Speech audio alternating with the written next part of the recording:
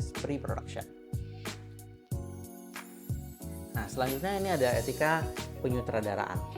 Yang pertama adalah hak cipta. Jadi seorang sutradara itu harus benar-benar menghargai yang namanya hak cipta. Karena ketika hak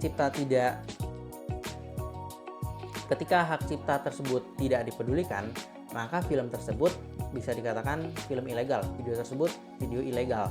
Jadi jangan sampai kita menggunakan lagu misalnya, lagu dari artis-artis yang mana kita tidak mendapatkan izin untuk menggunakan lagunya. Begitu juga properti-properti lainnya, wilayah lainnya, atau kita syuting di kantor tapi kita nggak izin gitu ya. Kalau bisa izin dulu, karena memang ketika kita syuting tapi nggak dapat izin, itu bisa dikatakan ilegal juga. Dan kalau misalkan kita dituntut, maka ya kita mau tidak mau harus mengikuti aturan-aturan yang sudah berlaku. Yang kedua, transparansi produksi. Jangan sampai seorang sutradara itu menutupi transparansi yang ada. Jangan sampai nanti ketika proses pembuatan film atau video itu sutradara tidak memberitahu hal-hal apa saja yang memang seharusnya kru lain tahu dan juga aktor lain tahu. Termasuk pembiayaan. Banyak film-film yang ya semua kru dan juga semua pemainnya itu tahu bahwa pembiayaan film ini sekian, sekian, dan sekian. Jadi tidak ada yang ditutupi. Dan juga sutradara harus memberitahu tujuan film ini untuk apa.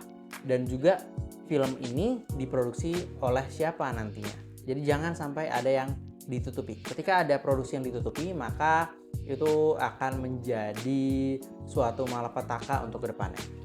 Yang ketiga pastinya adalah tanggung jawab. Jadi seorang sutradara itu harus bertanggung jawab mulai dari awal sampai akhir produksi film atau video, karena sutradara lah yang akan mengambil banyak keputusan.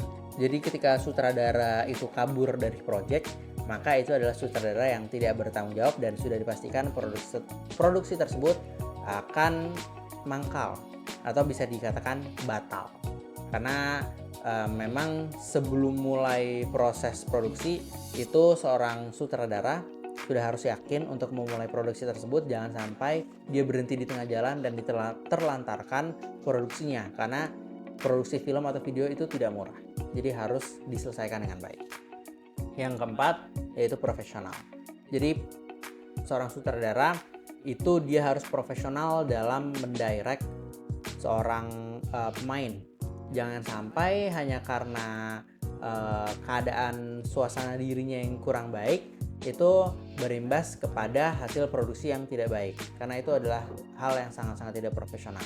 Nah, inilah kenapa seorang sutradara itu harus bertanggung jawab serta profesional. Jadi dia harus benar-benar yakin untuk memulai dan juga membuat produksi film atau video tersebut dari awal sampai akhir. Jangan sampai dia tinggalkan proyek yang sudah dia bangun dari awal. Baik, yang terakhir ini untuk teman-teman sekalian ya. Sampai sekarang apakah teman-teman sudah mengerti apa yang saya sampaikan? Barangkali teman-teman kalau belum paham, bisa nanti diputar lagi video-video, bisa diputar lagi video dari awal. Nah, di sini saya akan memberikan beberapa tugas. Yang pertama, silakan ya teman-teman menjelaskan pengertian dasar penyutradaraan. Nah, penyutradaraan di sini adalah penyutradaraan video atau film ya. Yang kedua, menjelaskan tekniknya. Yang ketiga, menjelaskan etika penyutradaraannya. Dan yang terakhir, tuliskan 5 sutradara film Indonesia beserta judul filmnya.